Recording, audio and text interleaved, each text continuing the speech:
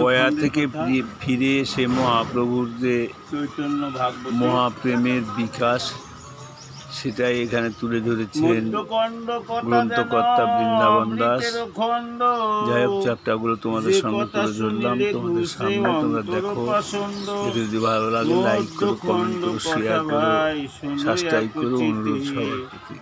সংকীর্তন আরম্ভ হইল যেন মতে, গয়া করি আইলেন গৌর সুন্দর, পরিপূর্ণ ধ্বনি হইল নদিয়া নগর, যাইলেন সবে যত আপ্তবর্গ আছে, কেহ আগে কেহ মাঝে কেহ অতি পাছে, যথাযোগ্য করে প্রভু সবারে সম্ভাস, বিশ্বম্বর দেখি হইল সবার উল্লাস, আগুবাড়ি সবে আনিলেন নিজ ঘরে, তীর্থ কথা সবারে কহেন বিশ্বম্ভরে।